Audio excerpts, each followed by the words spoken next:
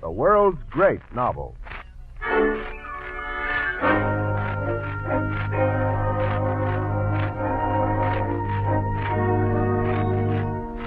The National Broadcasting Company presents the second episode in its four-part dramatization of Charles Dickens' powerful story of innocent lives, pitted against the forces of fury.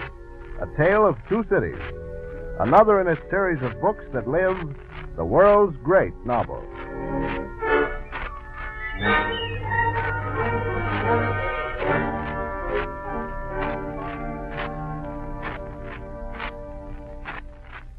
After 18 years' imprisonment in the Bastille, Dr. Alexander Manette has been rescued and taken to England by his daughter Lucie and their old friend Jarvis Lorry. The charm of their quiet life is shared by Charles Darnay, a young Frenchman, and Sidney Carton, a brilliant but dissipated lawyer. Between Darnay and Carton there is an uncanny physical resemblance. But meanwhile, across the Channel, the fury of a chained people gathers strength, and the first to bow to it is the Marquis Saint-Evremont, of the family of which Charles Darnay is a member, but which he has renounced forever. A year has passed since the mysterious death by stabbing of the Marquis and the return of Charles Darnay from France. A year in which he has prospered and been happy, keeping ever in his heart and before his eyes the image of one dear face. But of his love for Lucie Manette, he has spoken no word until, on a summer day, he seeks out her father in the quiet house in Soho. I'm glad to see you, Mr. Darnay. Thank you. Miss Manette is well? Quite well. She is out shopping with our good Miss Broad. I'm glad she's away, Doctor. I wanted to talk to you. About Lucie? I've known your daughter for a year and a half, sir. I've held her in the deepest respect. It is painful for me to hear her spoken of in that tone. A tone of great love and admiration, Doctor. I believe you. Shall I go on, sir? Yes, go on. You know what I'm going to say. If there is any love in the world, I love your daughter. Have you spoken to Lucie? No.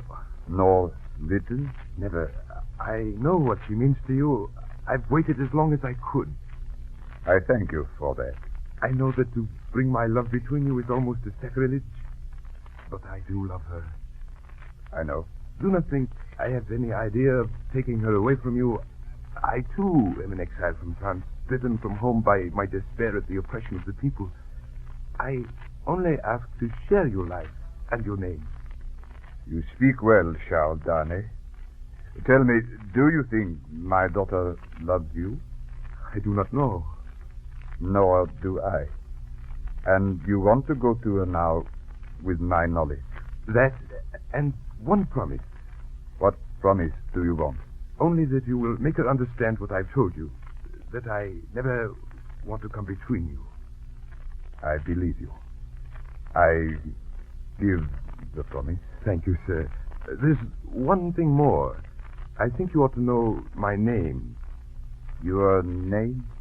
I've seen you looking at me strangely sometimes, as though you knew who I really was. I want you to know now. Stop. Do not say any more. But I want no secrets from you. No more, I say. Very well, sir. But there is a reason why I'm in England. You should know it. And there is a reason why I'm in England. I do not want to hear yours. If you marry Lucie, you shall tell me after the marriage, not before, Charles Darnay. I warn you, not before.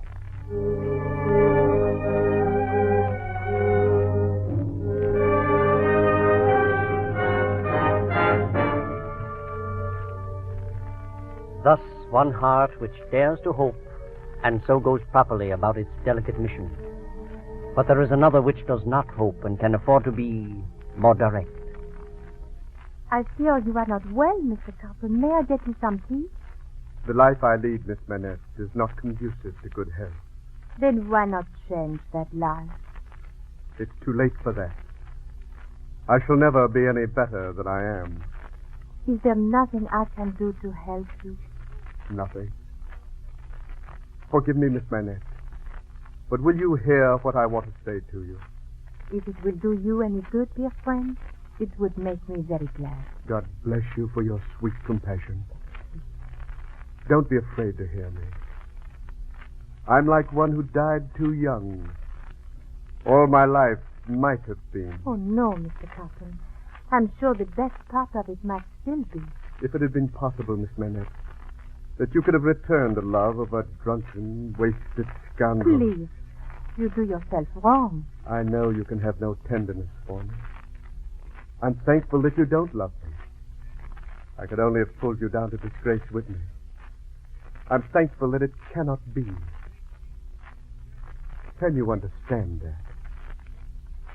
If you forgive me, but if you love me, have I no power for good with you at all? None whatever. Let me say what I've come to say. You would have reclaimed me if anything could. You were the last beautiful dream of my misdirected soul. And is there nothing left of that dream? Nothing. I can live the rest of my poor life remembering that the last outpouring of my heart was to you, and that you could still find pity for me. God bless you. I'm not worth those tears. But will you believe one more thing? I will, Mr. Carton. Hold this in your mind sometime. Remember it for whatever it is worth. I shall never refer to this again.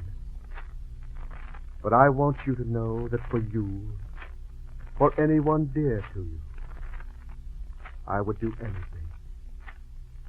Remember it, Miss Manette. There is a man who would give his life to keep a life you love beside you.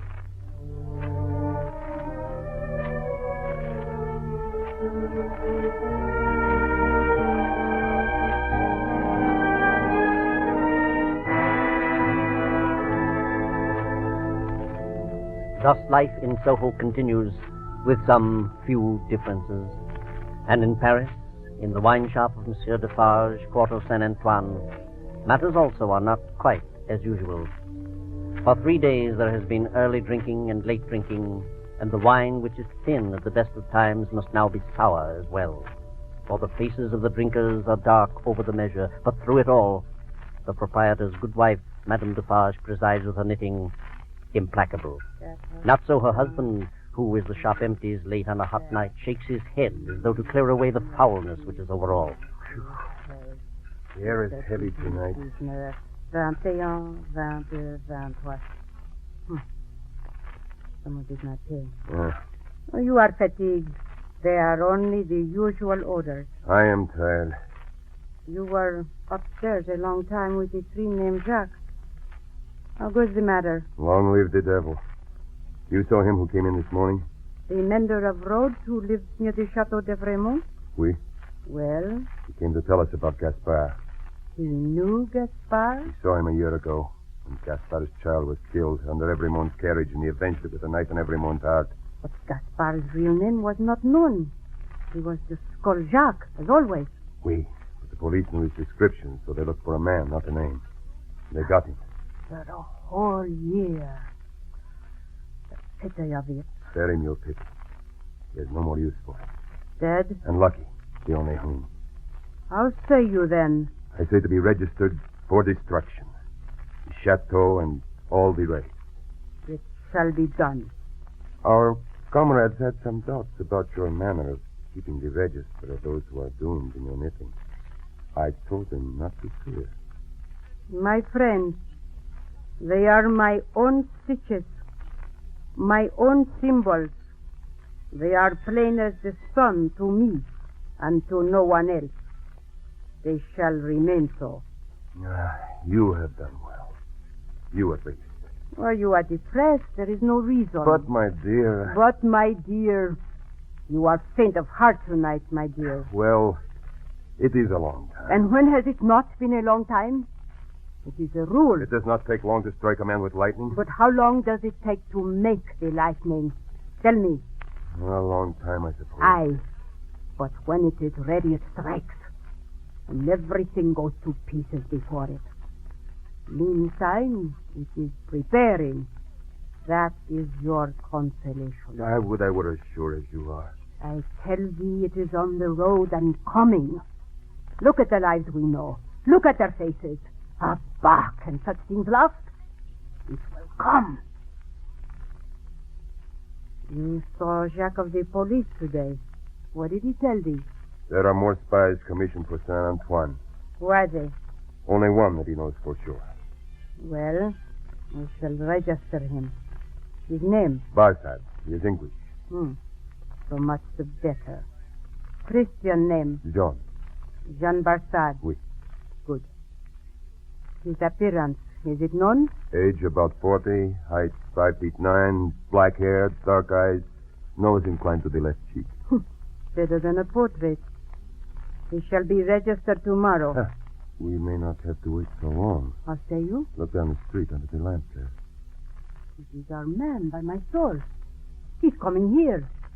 Away with you, Defarge. Leave him to me. I'll stay near. Hand me my knitting. There. Let him stay long enough, and I will have him down. I'll be off with you. Have a care, Terry.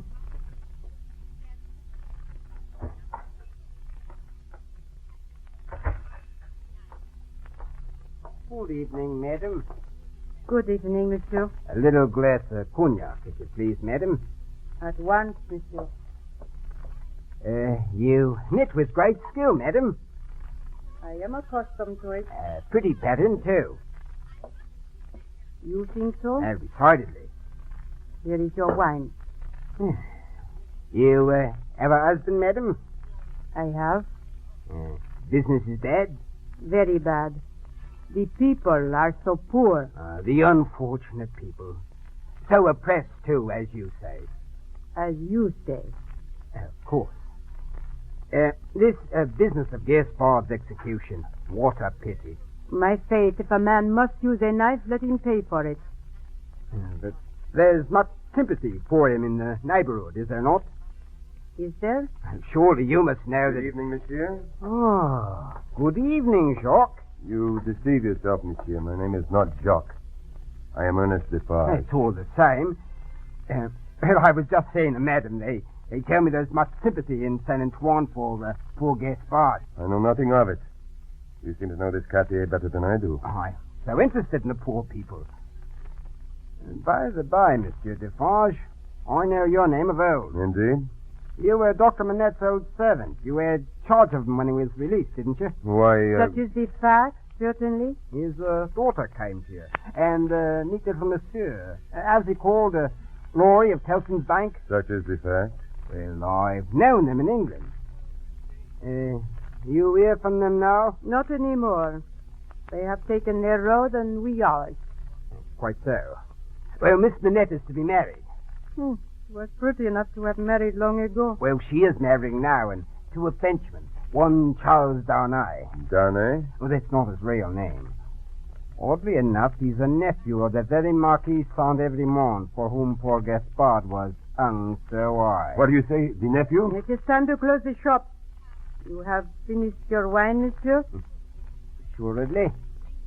I bid you good night, madam, monsieur. I look forward to seeing you again.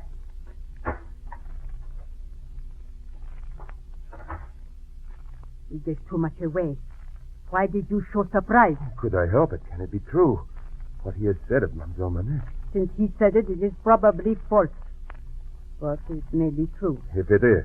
If it is, And if it does come, well, we live to see it triumph. what then, my friend? I hope for her sake, destiny will keep her husband out of France. His destiny will take him where he is to go. That is all I know. But is it not strange? Her father has been so dear to us. And now you are setting down her husband's name in your netting. His and that infernal dog's who just left here. Stranger things will happen when it does come. They are both here, and they are here for their merit. That is enough. This marriage, Defarge, it is no concern of mine.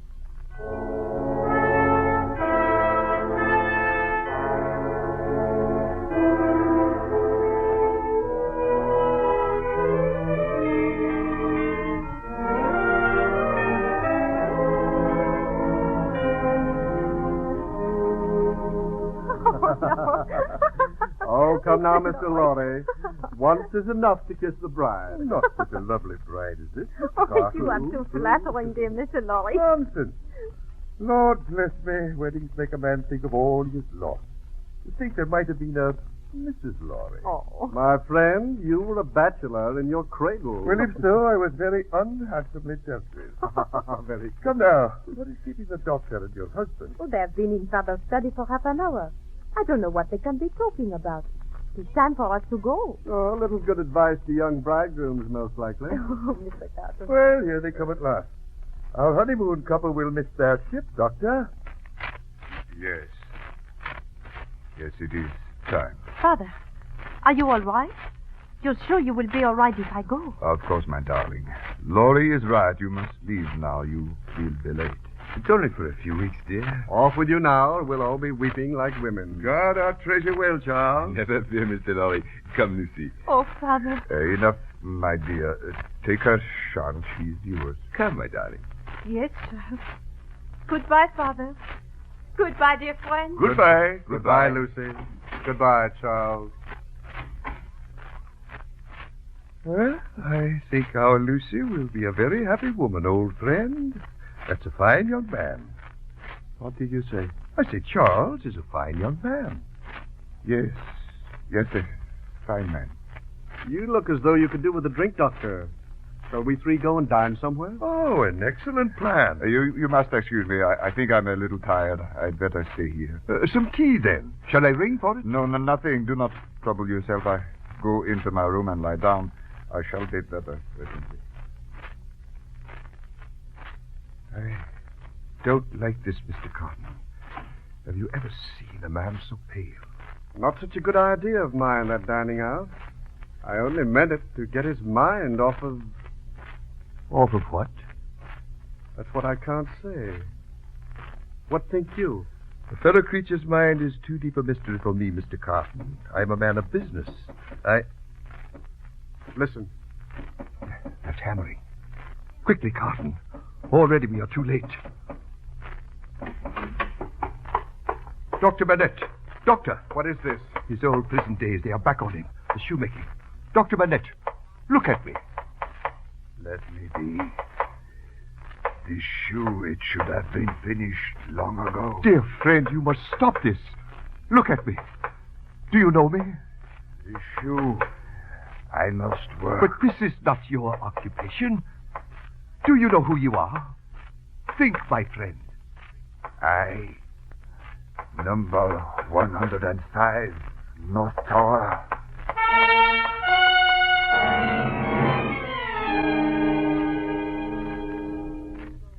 A few days of this mysterious return to suffering, and then the good doctor recovered, and the years wove happiness around the lives of the family in the corner of London, in the friendly, echoing streets, in the house where there is sunlight.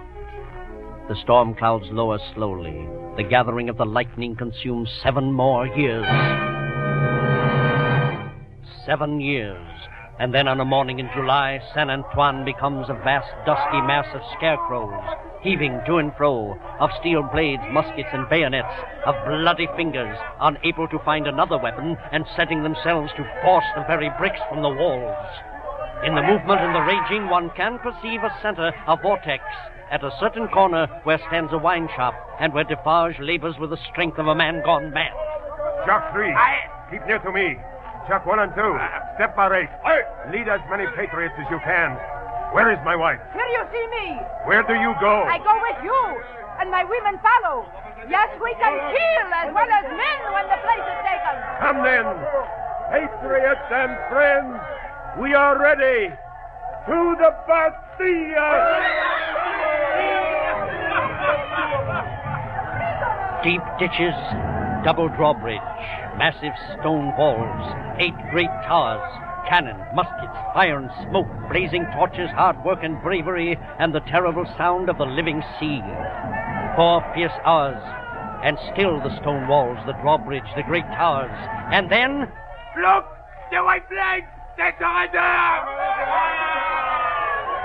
And Defarge of the wine shop is swept over the lower drawbridge, past the stone walls, in among the fallen towers. You there! Guard! Have pity, citizen. You want your miserable life? Kill the fool! Patience, Jacques 3. You, show me the North Tower, quick. I will faithfully. But there is no one there. What is the meaning of 105 North Tower? The meaning, monsieur? Does it mean a captive or a cell? Or do you mean I shall strike you dead? Oh, kill him, I say! Monsieur, it is a cell. Show it to me and be quick, or your next breath is your last.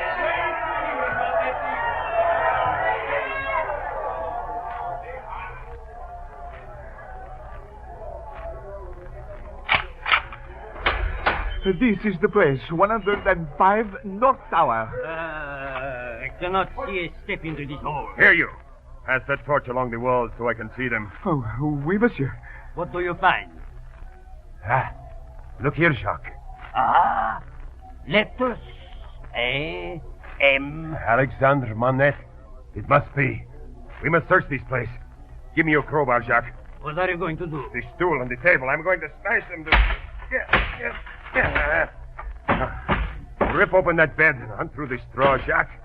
Hold a light higher for him, you. Try the chimney. I'm about to. Nothing in the bed. Now then, the half. Closer with the light there. I've a mind to make a chimney sweep out of you on this spot. Oh, here. Here, what's this?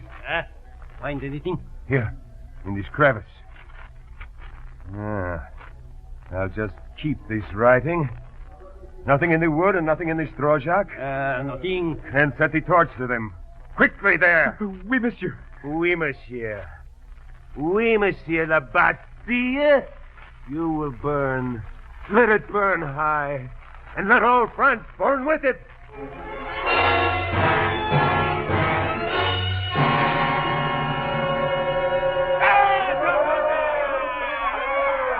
The torch is lighted and the flame sweeps. Here is this villain, the governor of the Bastille. What shall be done with him? And so Saint Antoine has a new kind of lamp, a swinging sentinel to light its vengeance.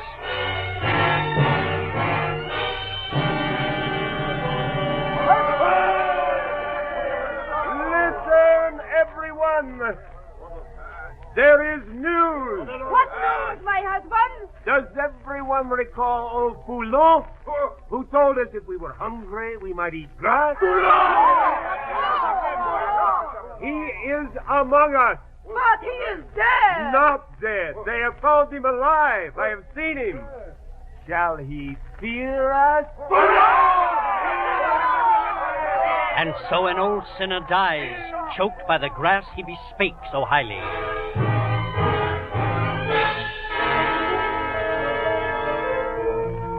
Three years pass in which the flames of France climb high in their fury. And in London, in August of the year 1792, Tellson and Company's bank is a place much changed. In the 150 years of its existence, it had prided itself on its quiet, its stuffiness, its manner of doing things in the slowest possible way. But in this year, when Monseigneur, lately of the nobility of France, Monseigneur, multiplied hundreds of times, finds himself no longer comfortable at home, when he and his money are scattered far and wide, he must have a gathering place, and his headquarters in London is Tellson's Bank. Monseigneur fills the rooms of Tellson's, overflows its doors, and crowds around the shoulders of Mr. Jarvis Lorry, to his enormous inconvenience. In my 50 years with this bank, Mr. Darnay, I've never seen such a deal of custom as this. The French nobility have a fondness for Tellson's, Mr. Lorry. This is where their money used to be. It quite fatigues me, all this hurry. Only half an hour left until closing, and I have so much to finish up. About this journey of yours, Mr. Lorry, again, I must suggest... That I am too old for it, eh? Travel is so uncertain. Paris may not even be safe for you. No one will interfere with an old man like me, Mr. Darnay. I know Tellson's business in Paris better than anyone. It's necessary that I go. I wish I were going myself. And you, a Frenchman, Thorne, wishing you were going to France at this time? Well, I'm not going, and you are. And I must. All of our books and papers over there are in danger. It's impossible to get anything out of Paris past the barriers. These things must be seen to. And you really go tonight? Within the hour. Well, I admire your youthfulness. Pardon, Monsieur Laurie. Yes, monsieur. What can I do for you? Have you found the man to whom that letter is addressed? Not yet, monsieur. Well, inform me if you do. I should be interested to see him. I've referred it to everyone here. No one knows the gentleman. What letter, Mr. Laurie? I have it here on my desk. Here it is. Very urgent. To Monsieur, heretofore the Marquis Saint-Evremont of France. To the care of Telston and Company, bankers, London. I know the fellow. Do you indeed, monsieur? Your pleasure, I'm sure. Will you take the letter, Charles? You know where to deliver it? I do. Please explain that it came here, and we had no idea where to forward it. I will do so. You start for Paris from here? From here. I will return to see you off. Very kind of you, Charles.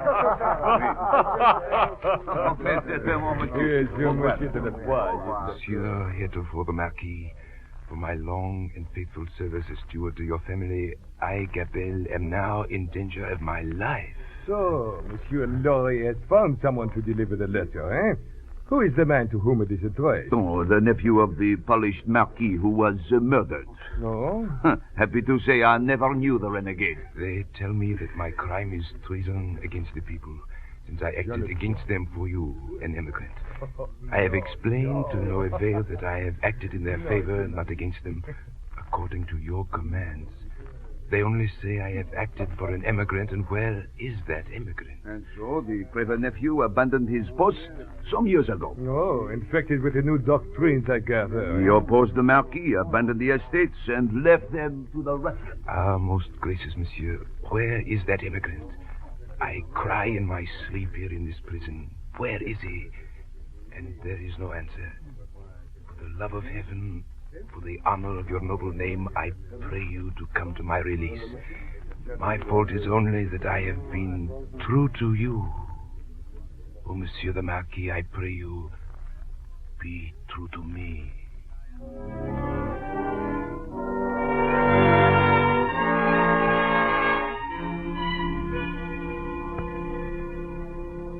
Well, Charles, I'm ready to go. Mr. Laurie, can't I persuade you? No more of that, my dear boy.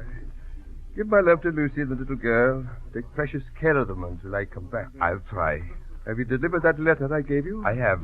Will you take back an answer? Yes, if it is not dangerous. Not at all, though it is to a prisoner in the Abbey. What is his name? Gabelle. And what is the message to the unfortunate Gabelle in prison? Simply this. He has received the letter. He will come.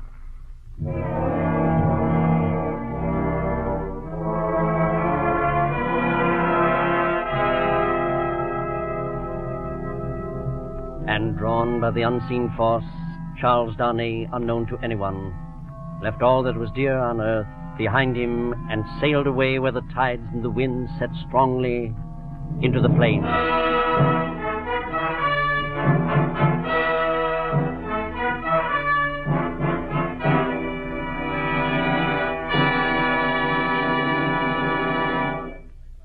A Tale of Two Cities by Charles Dickens is one of the world's great novels brought to you each week by the National Broadcasting Company. Listen next week to the third episode of A Tale of Two Cities. And remember that there is a world of information and entertainment to be found in your local public library.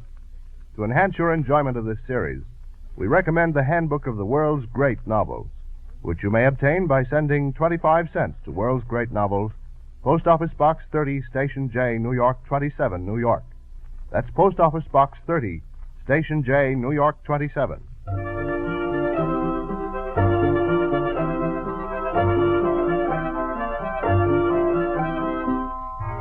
A Tale of Two Cities is adapted for radio by Clarence A. Ross. The music was composed by Dick Shores, and the orchestra was directed by Bernard Berquist. The entire production was under the direction of Homer Heck.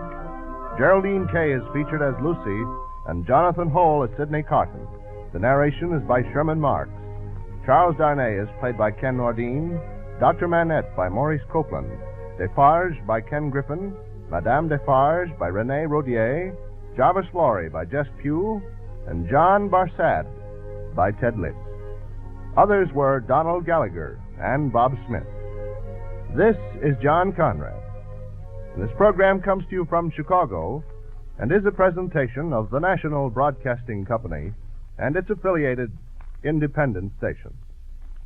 This is NBC, the National Broadcasting